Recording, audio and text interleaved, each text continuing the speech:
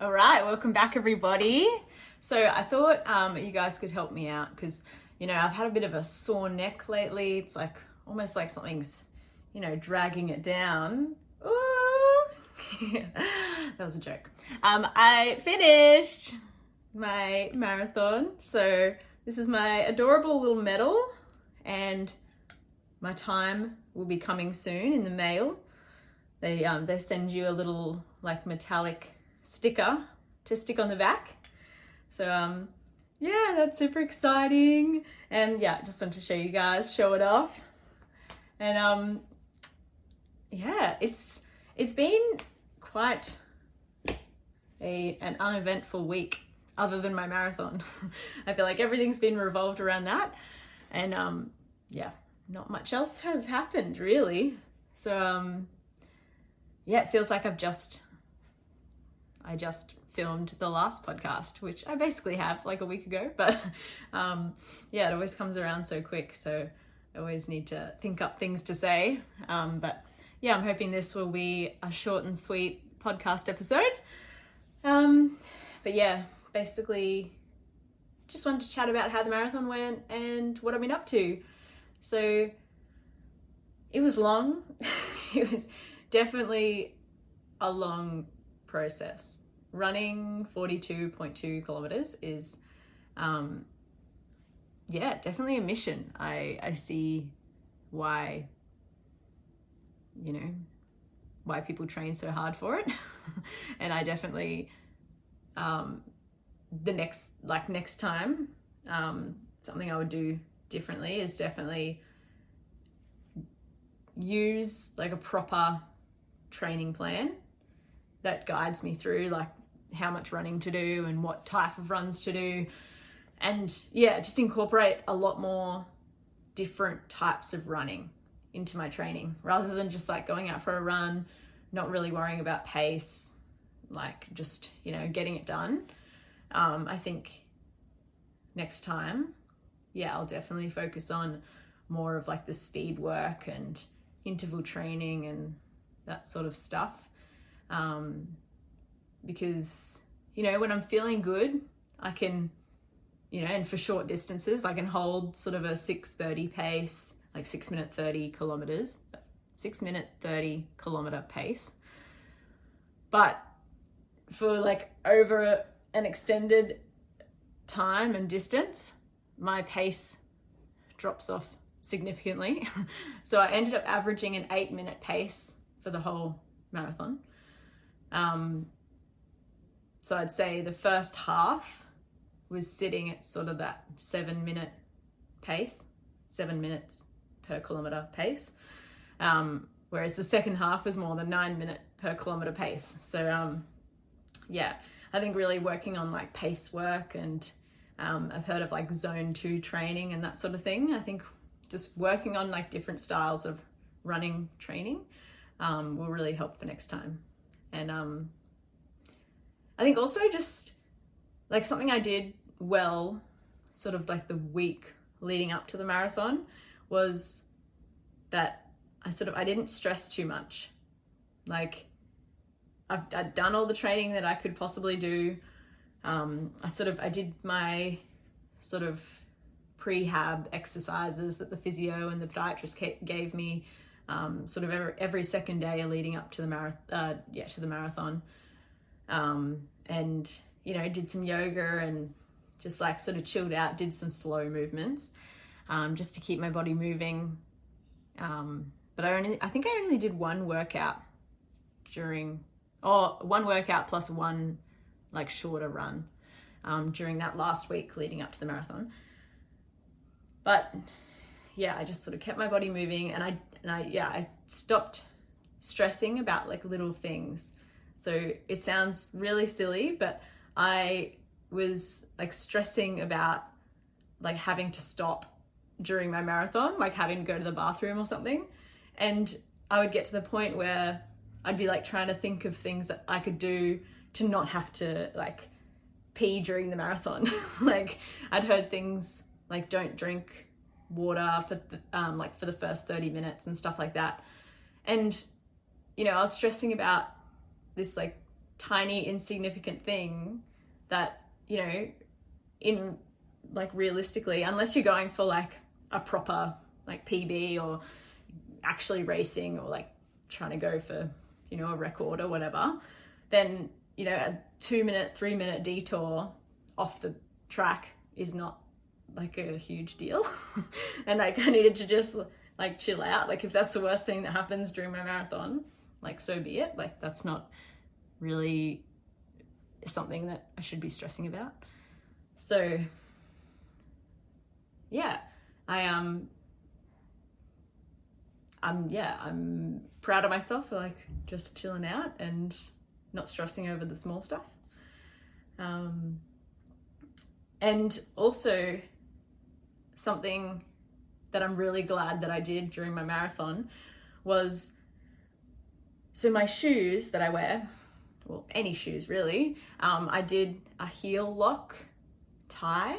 So like I tied my shoes with a heel lock, which just means like it's a bit tighter around the heel and it like makes it a bit more stable.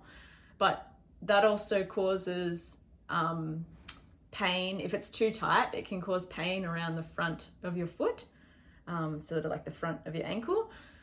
And I had noticed that during training. And during training, I was sort of like, oh, it doesn't matter, I'll just run through it. Whereas on my marathon, I sort of felt that pain appearing in the first, like sort of at the 10-kilometer mark. So I was like, no, I need to stop and I need to like untie my shoelaces, loosen them off a bit, and then retie them. So I actually did that, and that prevented a lot of ankle pain that could have, you know, that could have stopped me from running at some point during the marathon. So I didn't stop running. So that was basically the only goal I had, was just to keep running, don't start walking, because I feel like for me, as soon as I start walking, it sort of gives my brain permission to keep walking. Like that, it sort of says, oh, like, okay, that's an option. Whenever it gets hard or whenever I get tired, I can just start walking.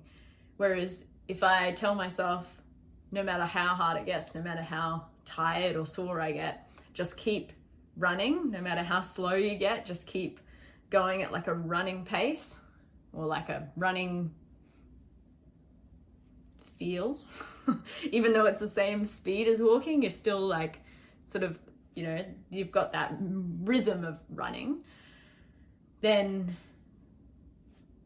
that would have made me happy, and that's what I did. So I'm really happy with how that went, and that's, you know, it went exactly how I hoped it would have gone. My nutrition was good, my fueling was good.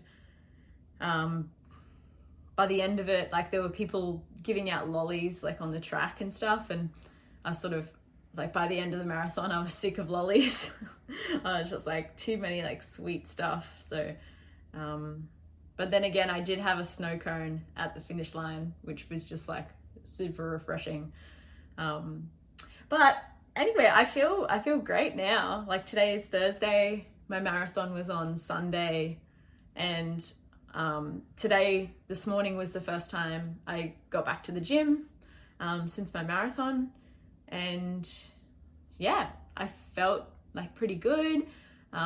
We did double unders, so skipping and handstand walks, but I can't do handstand walks. So I just did like off a box. I had my feet on a box and then my butt and then my like leaning down. And I was doing sort of like basically handstand walks on the spot. So stationary, just like lifting my each hand up at a time. So sort of like a pike shoulder taps sort of situation. But yeah, we did 5 rounds of that, and yeah, felt pretty good. My knees I was worried about my knees being a bit sore. They were a little bit, but no more than usual, to be honest.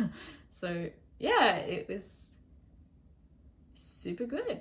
And yeah, it felt good to get back to the gym. So yeah, that was fun. What else? So I had my PT course, my Cert 3 and 4 in fitness, to become a personal trainer. I had my first practical class last Thursday night, and I have my second practical class tonight.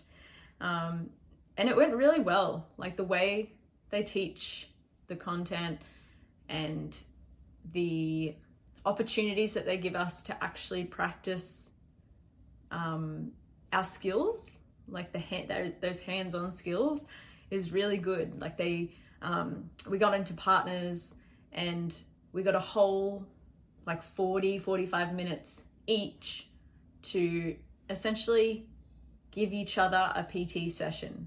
So we had to we don't really know that many skills just yet, or like how to program and stuff like that, but they were basically like, don't worry about that, just sort of get in the groove of it was more so like the demonstrating the exercise and then explaining the exercise, then spotting the exercise and like critiquing and making corrections. So they just made us use that framework and get used to that. So yeah, it didn't have to be perfect. It was just basically getting our a little bit of confidence up, and getting us to learn that framework of demonstrate, explain, spot, and critique. So yeah, it was really cool, and we got to play around on the machines, do some squats. It was all lower body focused last week, and then this week will be all upper body focused. So that's cool. I'm excited to do some upper body work tonight and put my PT skills into practice. But yeah, we're learning in the theory component. So we have the theory component is all done online, and then the practical component is done in person. And they're pretty much separate. So in the theory part, we're learning about anatomy and, well, not so much physiology, but mainly anatomy, and how the muscles contract, and which planes of movement work which muscles, and there's a lot to learn, but it makes a lot of sense. So there's movements that can work like this way, and then there's movements that work this way, like lunges and even like squats, and then there's like rotation movements. So yeah, it's cool to break it all down and see if you bend your elbow in, like an elbow flexion is working your bicep, but also a shoulder flexion, basically like lifting your shoulder up, is also using the bicep, because the tendon runs over that joint. So wherever the muscle runs over, whichever joint the muscle runs over is the joint. If you move that joint, the muscle is working. Yeah. Well, it depends on the way, but yeah, it's really interesting, all the anatomy stuff, and really important to know, because I really like the way that NHFA, National Health and Fitness Academy, I really like the way that they teach, because they're not really just teaching to give us the content so we can pass the assessments, so we can get the certificate. Like, they're actually trying to teach us how to be like a whole-rounded, like a whole PT, well-rounded PT is the word I was looking for, and like an outstanding PT is what they want to create. Like, they want us to be able to deliver outstanding value for our clients and really know our stuff, so that we're not just giving them a bicep curl because we know that works the bicep. Like, we can we tell them why they're doing that, or like other movements they can do to also work what they want to achieve. So yeah, it's really cool so far, and there's so much to learn each week. It's meant to be only a part-time course, which it is, but yeah, it's still, 20 or so hours a week, which I guess is part-time. But yeah, it's really good. Yeah, really enjoying that. Did my marathon. Oh, and so my friend and coach, my CrossFit coach, Carly, she came to my marathon on Sunday, and I was so grateful for that, because it's just so nice to have someone there at the finish line to like congratulate you and, give you a big hug. Yeah, it's really nice to have someone there cheering you on. And she like took a video of me at the finish line and took a photo of me and stuff. So yeah, that was really nice. And she is also doing a fitness competition with me in September. So we just signed up yesterday, and we're called the Rookie Rollers because we're rookies. And yeah, it's going to be really cool. I'm excited to start training for that in the next, couple of weeks. So yeah, from marathon to, strength. It's like a strength and conditioning, fitness comp. So yeah, super keen for that. But yeah, other than that, it's been a pretty chill week. Just, recovering. Yeah. Yeah, but back at the gym, so I'm happy about that. Oh, ta-da! This was my bib. So because I signed up last year, basically straight after my half marathon, I signed up for a full marathon. I forgot that I'd written first timer on my bib. So everyone was cheering like, yeah, go first timer. So that was super funny. And yeah, it's really nice because there's always like people with bells and, little hand clappy things and signs and like, lollies, like people would just give you lollies, which, any other time, don't take lollies from strangers, but at races you can. Yeah, it's just such a great environment, and all on the water as well is so nice.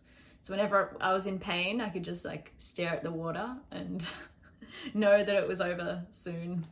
And it was weird because as soon as it was over, I was like, oh, like I feel okay. Like, I was a bit sore. I was like waddling a little bit, but yeah, it was strangely, it's so weird how, you can be in so much pain, but then as soon as you stop, the pain goes away. So, pain is only so temporary, but these last forever. So, just if you've, ever wanted to do a marathon,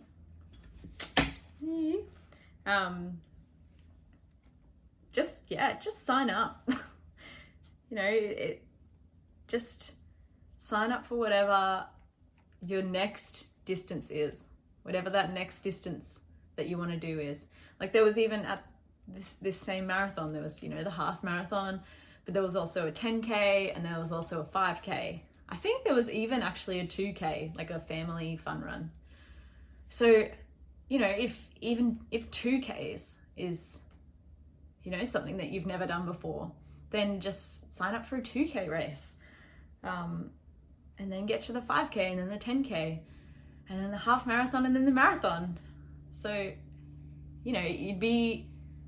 think you'll be surprised how, not easy, but like how achievable it is to get from a half marathon to a full marathon or a 10K to a half marathon. Actually, yeah, like surprisingly, the 10K to the half marathon wasn't really that challenging.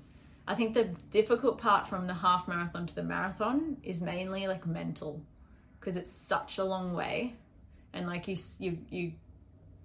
do the first lap, at least with this marathon, you do the first lap, and then the half marathoners you know, go to the finish line because they're finished. But then the full marathoners go to the right that says like second lap, like 42.2 kilometers, second lap.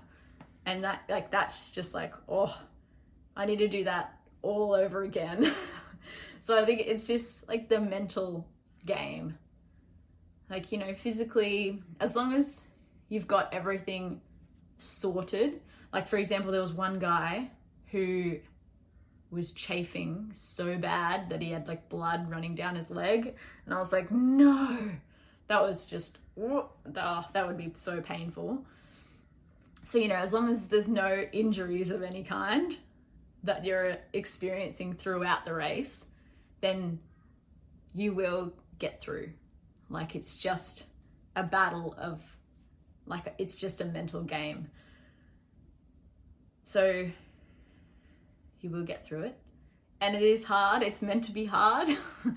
But, you know, the medal at the end, the harder you work during the event, the better the medal feels at the end. You know, so leave everything out on the race, on the course, and just give it your all. Because yeah, as long as you've given it your all, you'll feel amazing.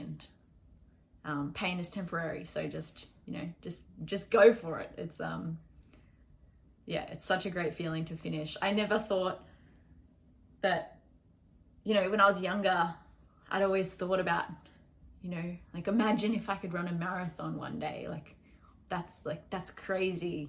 Like, imagine these people that run marathons. Like, it was just sort of, to me, like, a marathon was just this like pinnacle of fitness, you know, like, was just like this grand thing that only like a tiny bit of people accomplish. Apparently only like 2% of the world complete a marathon.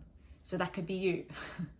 But, you know, it's a huge feat, but it's also very achievable if you're willing to put in the work. So, yeah, I recommend, and it's not as hard as your brain is making it out to be. I promise. We always like make things seem worse than they are, or harder than they are. So yeah, give it a go and tell me when you guys sign up for your next race, whatever that is. If you've done 20 marathons before, but you've never done a 50K or a 60K or whatever else they have. I know they have 100Ks and 100 milers and stuff, but, you know, I want you guys to step it up, you know, do the 60K or whatever. But yeah, let me know how you go. I think that's all I have to say, or else I'm just going to keep rambling. So that's it for this episode of the Psych Fit podcast, and I'll see you guys next week to chat more about stuff and things. Now, I want to talk about business next week. So yeah, starting a business and small business creation, I guess. So see you guys next week. Ciao.